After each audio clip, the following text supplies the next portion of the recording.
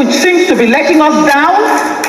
I am angry at us as a people. I am angry at my people in Igbo. Because if they have refused you, why are you refusing yourself? Stop complaining and do it for yourself. We've always been able to do that. Everybody follows the line and gets done what needs to be done. Let me tell you about Igbo. Igbo are wonderful people. Let me tell you about Igbo. Igbo are resilient. Let me tell you about Igbo.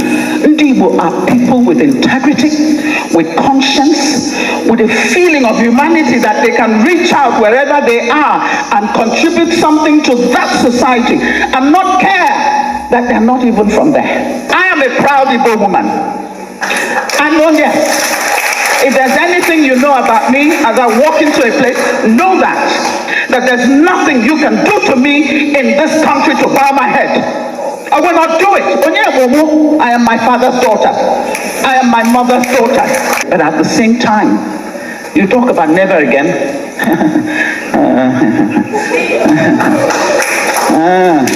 But go ahead. We will not succumb. We will not bow. We are children of God. We are here for a purpose. God has put us on this good earth for that purpose. You cannot drive us to the sea. You cannot tell us to shut up and take the pain that you are inflicting on us, abuse us on top of it. Listen, if you don't want us, then let us go. Thank you.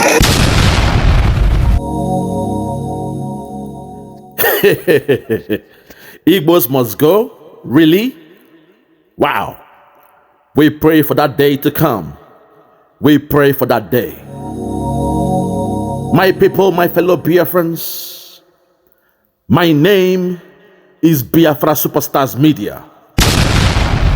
Today, I present to you a man who was a child during the time of Biafran War, a man who suffered kwashoko during the Biafran War, a man who felt the pain during the days of the so-called also Abiola, where we as Biafrans, we ran away, even though we had no dog in the fight between the Fulanis and the Yorubas. At the time, they took the life of Chief M.K. Abiola. This is a man who was there as a child when Lagos was made the capital of that so-called Nigeria. This was a man who saw the becoming of Lagos. A man who was there during the good old days when there were no tribal bigots. During the good old days when men like Tinubu and the rest of them, the foreigners that came to Yoruba land, that came to rule Lagos, and now they have planted the seed of dishonesty, the seed of tribalism, the seed of envy, jealousy and hatred, the seed of bigotry in Lagos State. Today, this man shall speak about the Afonjas in Lagos, not the real Yorubas, not those ones that believe in the Yoruba nation, and not those ones who are the followers of Chief Sunday Adeyemo, aka Sunday Igboho. And perhaps this might be the last time I will be explaining before discussing the Afonjas. This may be the last time I'll be giving a preamble before addressing the Afonjas. Because by now, anyone who follows me, anyone who have listened to my broadcast, you should know when I'm speaking about the Yorubas, I mean the Afonjas. Those ones who are ready to sell their land, to be down with the caliphate. So this might be the last time I will try to differentiate or try to explain about those I'm speaking about. Without any further ado, I present to you my good friend, the Biafran golden child, the real Biafran golden child, to discuss the mayhem, all the nonsense happening to the Biafrans in Lagos in the quest for the Igbos must go. Ladies and gentlemen, I present to you the Biafran golden child. Thank you. Yeah, good morning, good afternoon, good evening, depending what part of the world you're hearing my voice from. This is the Biafra golden child. I'm super happy once again to be able to communicate with us, interact with us via the Biafra Superstar Media. Yeah, today I want to go straight to the point because the topic of today is one that really touches my heart so deeply. It hurts me. I mean, all over, as I'm driving through my house to my office, I saw a lot of people, you know, they congregate around the newspaper stands, newspaper vendors, and they are talking, you know, excitedly about this topic. All over the social media, there's a lot of hula ballo. It has gone viral. Everybody is talking about this same issue. I mean, even the newspapers headlines, the television news reports are saying the same thing. And what is this all about? You might wonder. Everybody is talking about this sudden and, you know,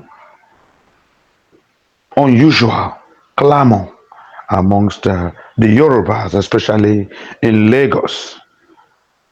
They are saying Igbo must go. Igbo must go. The Igbo must go. The Igbos must leave Lagos. Lagos is not their own. Leave Lagos for us. Igbos must leave. If they are not ready to leave, we'll force them out. Lagos is ours. Leave here, Lagos. Go back to your region. Go back to your states. I mean, this is headline news. This is the breaking news. This has gone viral all over the social media. Yeah, this happened. I think I started getting some of these kind of permutations, unhealthy talk during the protest, the hashtag End Bad Governance protest, which started on 1st of August. I think from the very day, second day, the protest started when they saw the Igbo man was not involved, when they saw no Igbo man was moving around carrying a placard, when they saw that in the southeast there was little or no discussion about protest.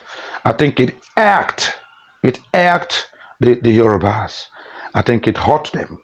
It got them thinking, oh, these people are sitting idle while people are destroying our cities, destroying our landmarks, destroying our establishments. This is a ploy. This is a deliberate attempt by the Igbos to use diplomacy and tact to overrun the other regions. How can the Igbos sit back and watch people protest, talk about bad governance, and they are not coming out? Possibly they are behind it. This is a coded move, an under G move, so to speak. They felt it was an underground move by the Igbos, push others out, destroy their cities, destroy their towns, and why they sit at the back.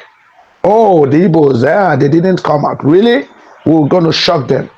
We will shock them. Because after this protest, after this bad government's protest, we're going to hit them. The next protest is going to be Igbos must leave Lagos. Igbos must leave. And so what started as maybe a tease, maybe what started as a task comment, what started as a mere, we thought it was a beer parlor talk. Suddenly, even politicians in high places, suddenly, the elite Yorubas, some of them, suddenly, those who matter, suddenly quotable quotes started coming from those whom we thought should have known better.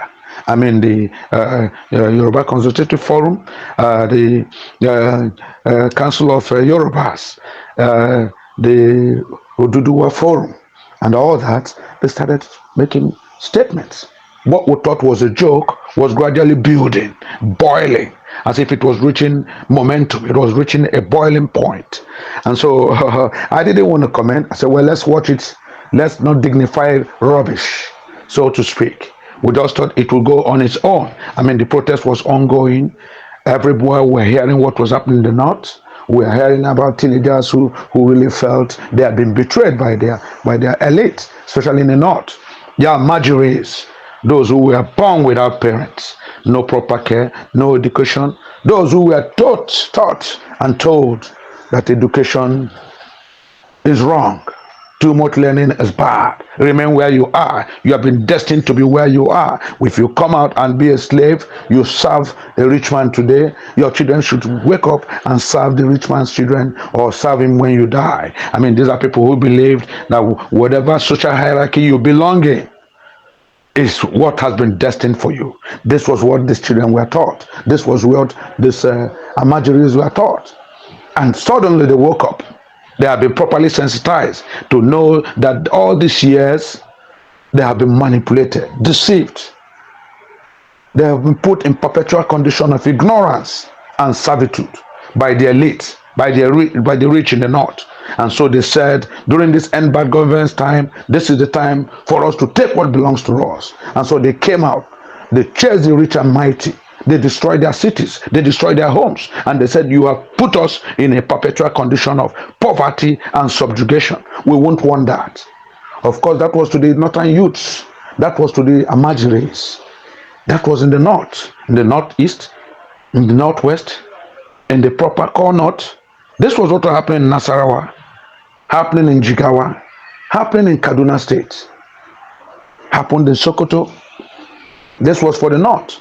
Then for the southwest, our people were talking about governance. People were protesting about the government that appeared to be clueless. The government that told people to tighten their belts, but they were busy flagrantly wasting, spending our much needed resources. I mean, this is a government that told you, bear with us. This is a government administration that came, and the first thing they did was fuel subsidy is removed. That was what they told us. And we should tighten our belts. We should gear up. Gear up. Come on. All hands must be on deck to move this country forward. All hands must be on deck. Yes, the fuel subsidy is removed. It can no longer obtain in Nigeria. Brace up, Nigerians, brace up. The money we save from the subsidy, we use it as palliative to meet all the needs that might arise. Yes, fuel subsidy is removed. Now the fuels will come in. Now refineries will work.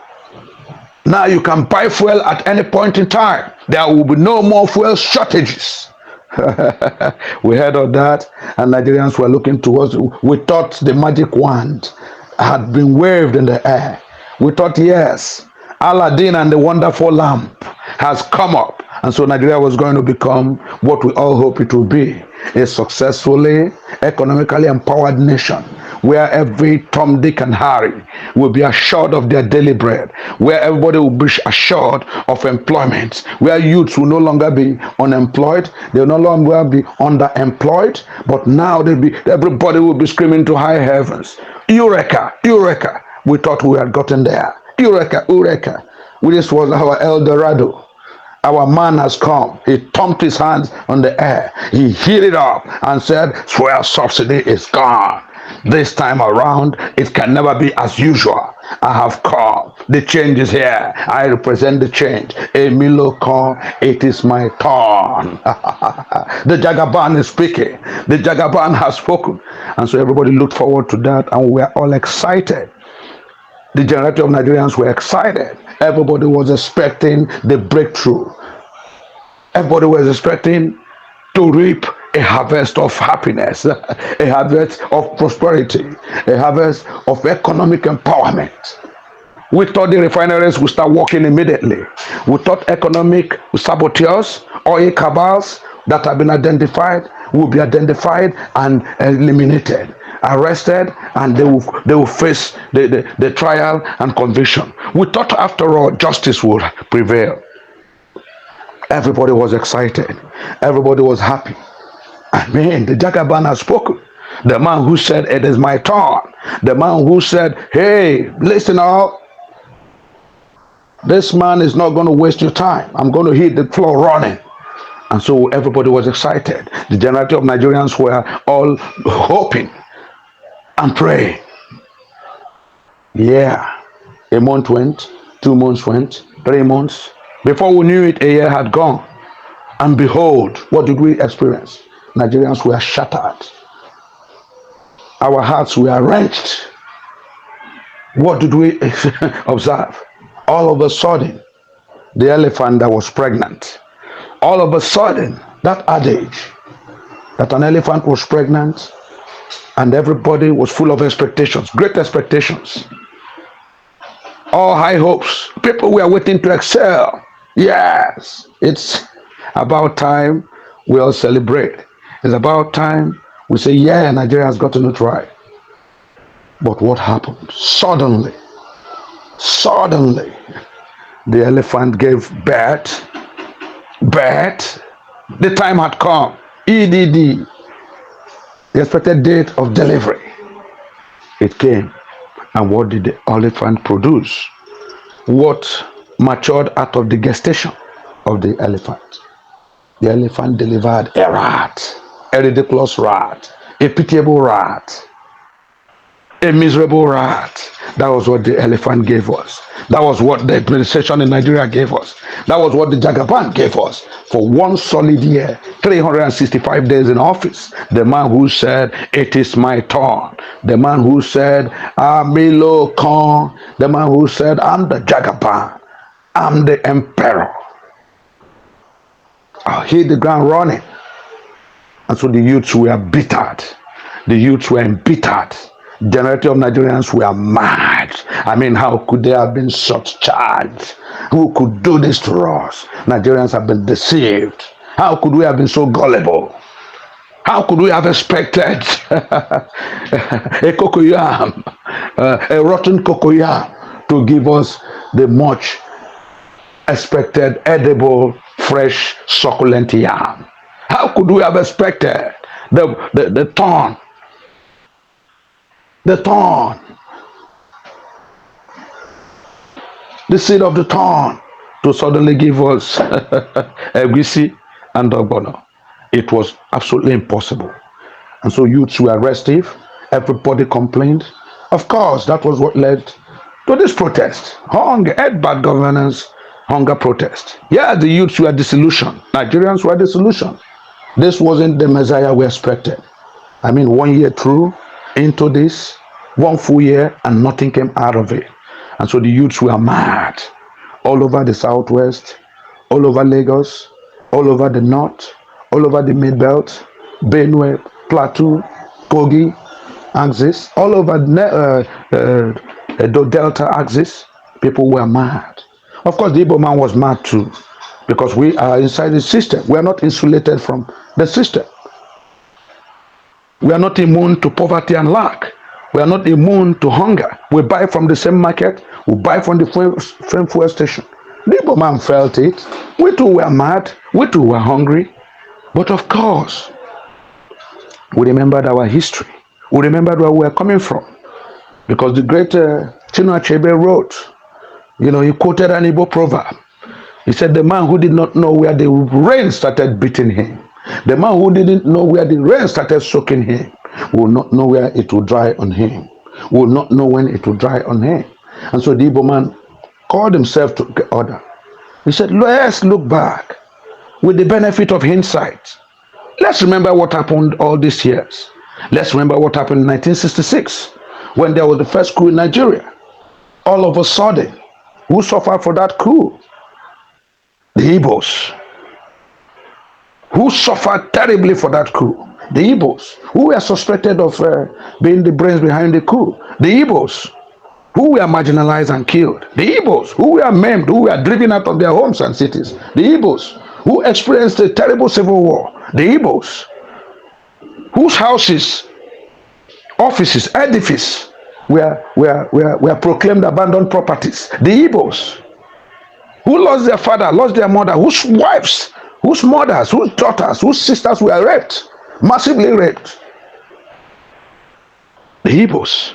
And so the Igbo man told himself, no, it has happened before.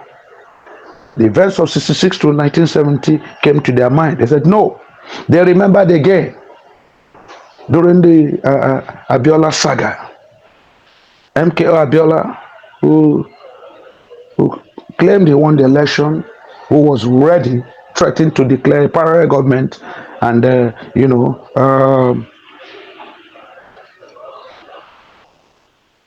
announced himself the winner of June 1983 elections. What happened to him? He came up and said, look, I won. The SDP has won. Me and Babagana Kingibe, we have won. Yes, in as much as Professor Humphrey once, we did not declare the election fully, but so far so good. I won, and I'm ready to take up my mandate come XYZ time. Of course, what happened? A lot of things happened that culminated in his being thrown into the jail, and somehow, the head of state then, General Sani Abacha, died. Somehow, Abiola died the next day. Somehow, the Yorubas felt, no, we have been treated badly. We have been robbed. This is daylight robbery. This was the turn of the Southwest. This was our brother, MK Abiola. We have to take it. We have to take it by force. And they brought all kinds of militancy. They brought all kinds of agitations. They brought all kinds of force in Nigeria. They made the country ungovernable. And the military, in all its might, gave them a counter attack and made Lagos, Nigeria, particularly Lagos, ungovernable and unfriendly to every resident. Once again, who suffered most? The Igbo. Once again, it was the Igbos who suffered most. They were intimidated, they were harassed, they were maimed, their shops were burnt, their goods, billions of naira, were destroyed, their houses were destroyed, edifices were destroyed, and they were told to go back to your state, Igbos. Go back! The Igbo man remembered that. We remember that also. And again, this end protest, again, the Igbo man told himself, no, once bitten is twice shy. Once bitten is twice shy. We shall not be involved in this. Johannese came out and advised Igbo, don't be involved in this.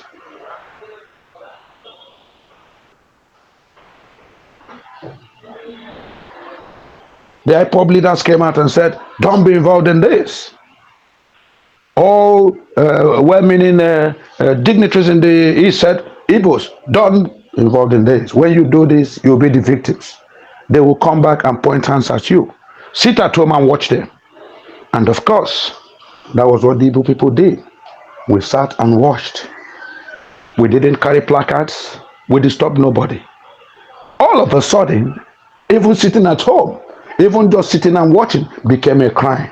The next thing we heard, both from Arewa Consultative Forum, both from the Yoruba Elders Forum, was that the Igbos instigated this.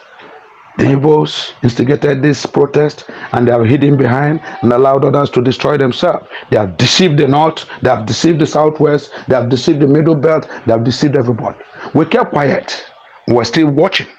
We're still listening, going about peaceful destiny. The next thing we knew, frustrated Yoruba youths started saying, started threatening, Igbo must go. Igbo must go. Okay, let this protest end. When it ends, our own will begin. When it ends, our own will begin. And today, actually, is even the day they said it must commence. Of course, the Igbo man has learned his lesson. Of course, we are no fools anymore.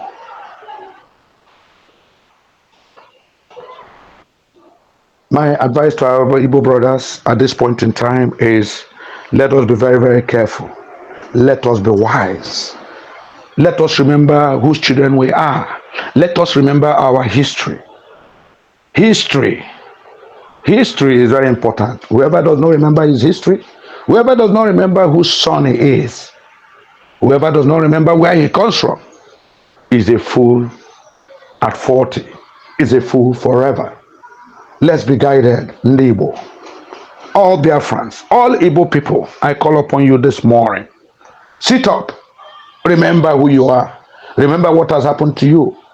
Remember that if not by special privilege of God, if not by the special privilege of God, you could have been completely eliminated. You could have been wiped out from the history of Nigeria.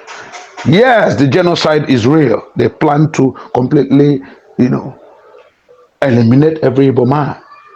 More than 5 million were killed, maimed, children, innocent children. They used hunger as a tool. There was no medicines, no food supplies, no protein, nothing. They used hunger as a tool to wipe out and eliminate the Igbos.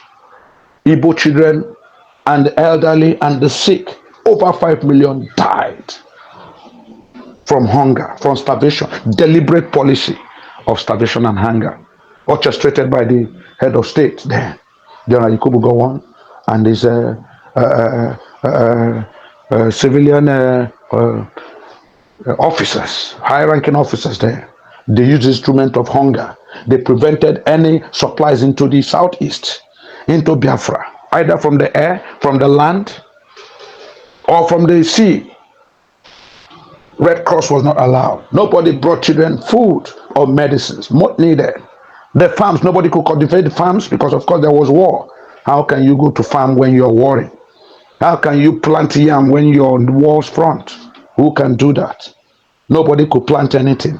Nobody could plant any crops, any foods, nothing. And so starvation was the highest level of wickedness, weapon of wickedness by the Nigerian government, supported by their European allies, especially Britain. Yes, it's true. The history is there. The history is there. Read it. The books are there. Read it. And so children suffered. There was nothing to eat. The lizards were no more. People ate lizards. Of course, they couldn't find the lizards anymore. Rodents had disappeared. Pussycats, where will you find pussycats? If you had a pussycat as a meal, you are a big man. I mean, it calls for a communal celebration. You caught a pussycat, bro, you're made for life. You will have protein for days. Unfortunately, starvation killed our children. They developed kwashiorkor, massive heads, massive tummies, underdeveloped muscles, no muscle power, no flesh. You walk and you fall. It was unfortunate. It was unfortunate. This is what we must remember. This is what should be at our memory at any point in time. And so, Ndibo, when you remember the incidents of 1966 to 1970, when you remembered how you were, after all said and done, when they said the war was over, when they said no victor, no vanquished, when they said they are going to repair the 3 R's, reconciliation, rehabilitation, and reconstruction, is what will bring back Nigeria, bring back Igbo to the fold. But after all said and done, what they gifted the Igbo man, what they gifted your ancestors, what they gifted your fathers, your grandfathers, what they gifted your uncles, aunties, was 20 pounds. 20 pounds, no matter how much you had. If you were a billionaire, it didn't matter to them. You were a millionaire, it didn't matter to them. You had 10 children, it didn't matter. You had 2 wives and 7 children, it didn't matter. You were gifted with 20 pounds. Go into the world. That's what I'm giving you. And they expected the worst for us. It was doomed. Doomed from the very outset. They expected us to finish, to die, to rot. The one kwashiorkor didn't kill, the one the guns didn't shoot, the one the bombs didn't blast, the one the mines did not cut off their legs and arms. Let them die with 20 pounds. We know they will starve to death. They'll begin to beg. They'll become beggars. That's what they expected Nigerians to be. beggars. But it shocked them. The Igbo man survived. Today we are captains of industries. Today we are importers and exporters of everything good. Today they depend on the Igbo man for everything they eat and drink. We have survived. Yes, but in the Igbo, have we learned? It is important to ask ourselves this centrifugal question. We must ask ourselves, have we learned? In the Igbo, have we learned? No. A very blatant no. Dear friends, we have not learned anything. How can you come into somebody's state? How can you come into a different region apart from your place and you're building edifices, mansions, industries, warehouses?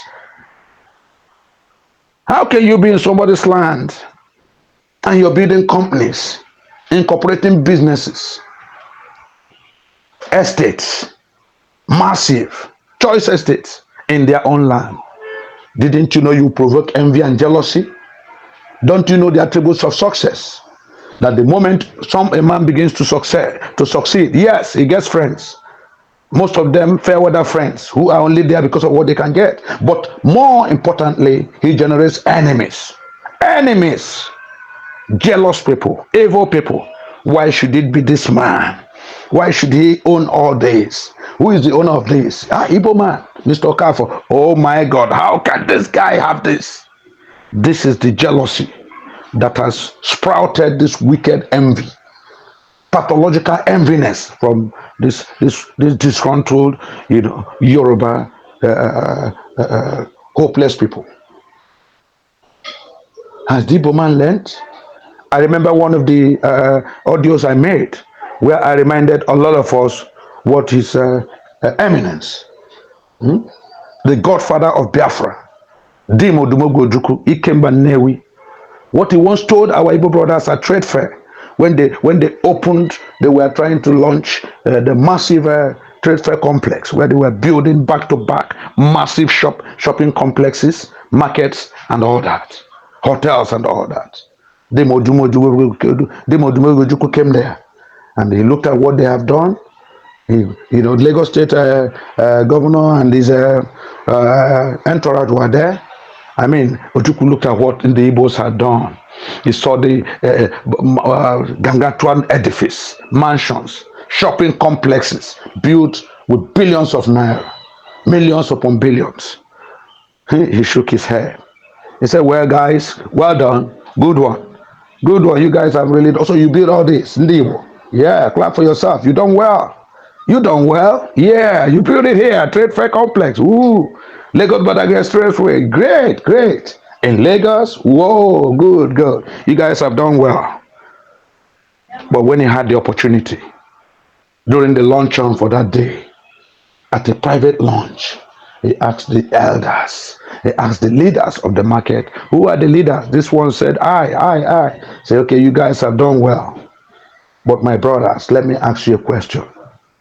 Late Dimo Dumogo Ojukwu faced the leaders of the market and he looked them squarely in the eyes and they said, Ndibo, when will you learn? Biafrans, when will you learn? When will you learn? When will you wake up from the slumber? When will you use your tongue to count your teeth? When will you learn in Ndibo? Why this mistake all the time? Why a merry-go-round? How can you build all these multi-billion naira shopping complexes? How can you invest so much money, billions of money, in another man's land? When you recall the events of 1966, 1970.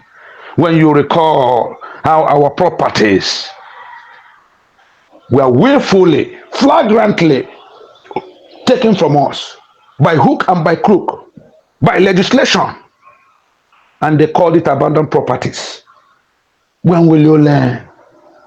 Have you forgotten in the north, after they failed first coup, how our people were chased from their houses burnt, seized, properties seized, were wares for sale, foodstuffs, market squares, medicines in their chemists, drinks in their shops, in their restaurants, everything bundled, some set ablaze, some the owners killed and all that.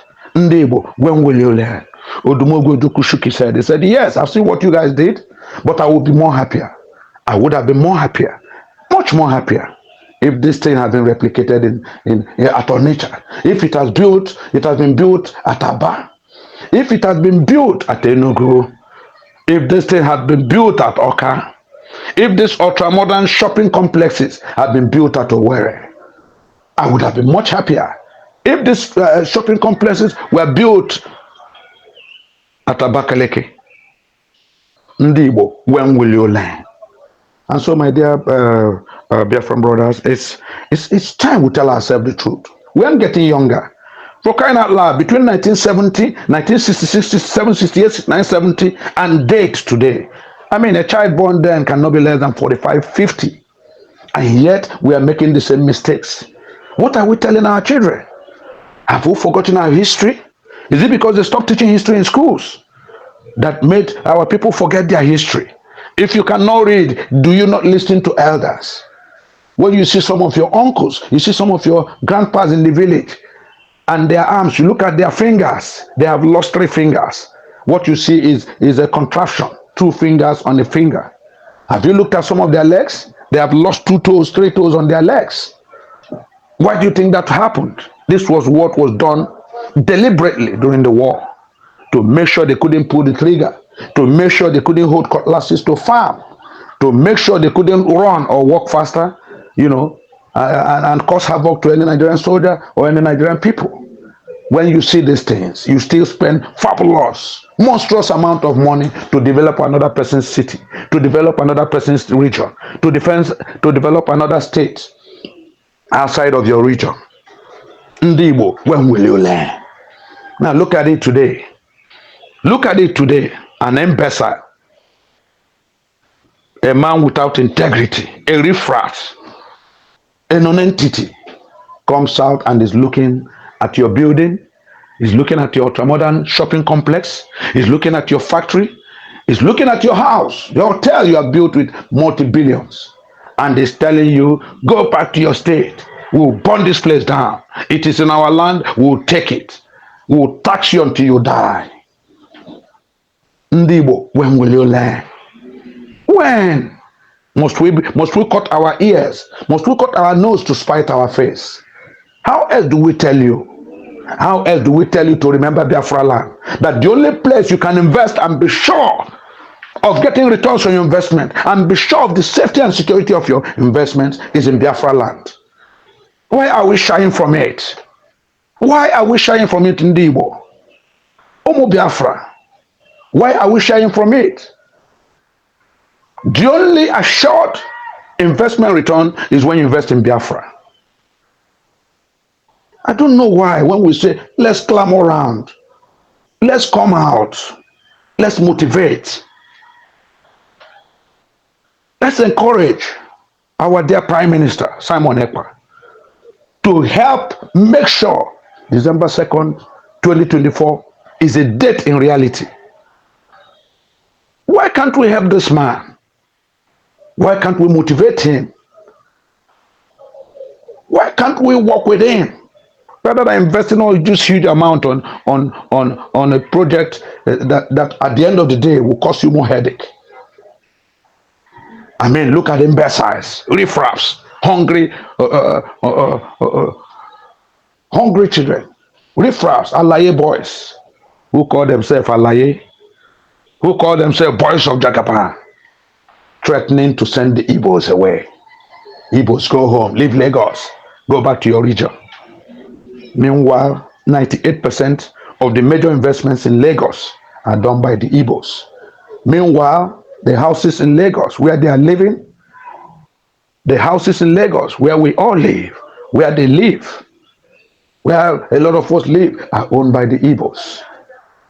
I mean, when are we going to learn that Biafra is our square root? When I say Biafra is in our DNA, a lot of people laugh and they say, look, bro, the way you're going about this thing. I mean, they are skeptical. How can you be skeptical about your future? How can you be skeptical about your lineage? How can you be skeptical about your final destination? Wow, it's really, I don't know, I don't want to overflog it, but seriously, it hurts me. It hurts me because we say this and say and say. I mean, we're sounding like broken record. Somebody said, look, you're sounding like, Daddy, you sound like a broken record. Every time you're saying the same thing, are they listening to you? Have their ears been made deaf? Why should we be insulted by this kind of rigmarole we see in Lagos society?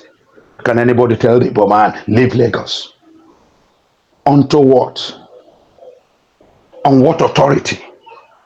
Who gave him the capacity? Do they have the capacity or capability to chase the Igbo out of Lagos? Absolutely no.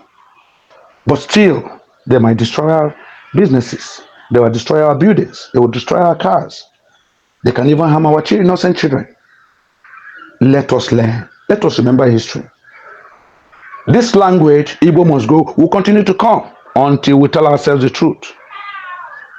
Gentlemen and ladies, come 2nd December 2022, let us rally around. Let us encourage. Let us motivate. And let us sponsor Simon Ekpa, our dear Prime Minister, to achieve the United States of Biafra. We must achieve it so that no riffraff, no entity will come and stand before us and talk with spittle in his mouth, talk with the smell of ogogoro and alcohol in his mouth and tell us, useless, irresponsible talk. We must leave. Igbos must leave. Shame on them. They have sold all their houses to the Igbo at exorbitant prices. We are buying it. They've sold their shops to us, exorbitant prices. We are buying. They rented and collected many years. Leased. Eventually they sold. We bought them. Today they want their shops back. Today they are so frustrated. They are calling for the Igbo man to go. It's a shame. Unfortunately, our Igbo brothers are not helping matters. Let us remember what Dame WORNED advised us. Igbos, when will you learn? Take your investments to your locality. Take it to your region. Take it to Biafra land so that you can be adequately secured. You can be adequately insured against any untoward proclivities such as this one. I'm happy somewhere many Yorubas are equally talking. Someone like Chief Olusegun Obasanjo, one-time head of state, and another time civilian president. He has come out loudly. But in recent times, I think I enjoy what he's saying. The Yorubas are hating him now. They're equally telling him to come clean. This one you're saying, Obasanjo came out, vociferously and said, leave the Igbos alone. If anybody will leave Lagos, nobody can tell anybody to leave Lagos because we all own Lagos. Lagos belongs to nobody. Lagos belongs to everybody. And the Yorubas are shutting him down. Say, shut up. Shut up, old man. Tell us where you're from. So you have a nature father. We know you have Igbo blood and you're hiding. And Obasanjo told them, I don't care. I'm not going to dignify any person. But I'm saying nobody has any right to tell the Igbos to leave or to tell anybody to leave. Lagos belongs to us all. That is the mantra I love. That's the slogan I love. Lagos belongs to us all. But brothers, please,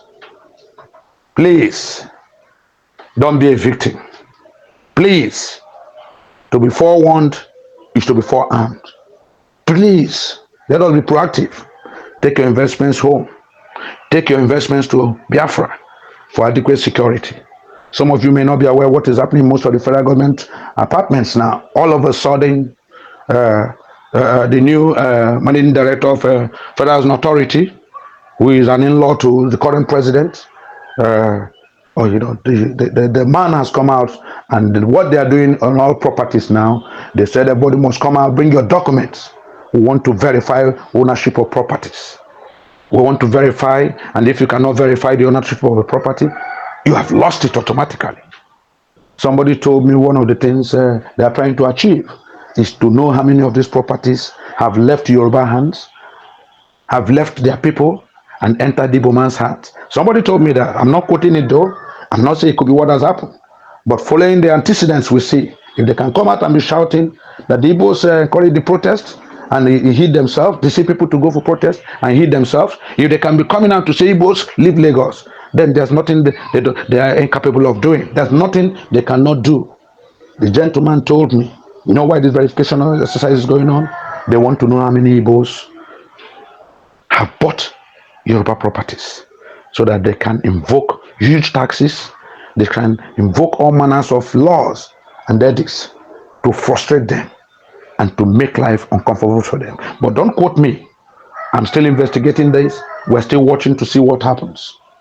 But Biafrans, Ndiwai, remember, the only security, the only assurance you have is in Biafra land.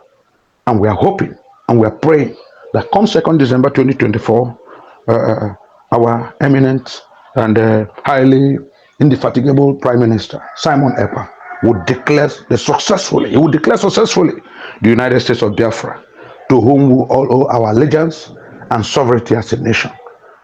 United States of Biafra. Thank you.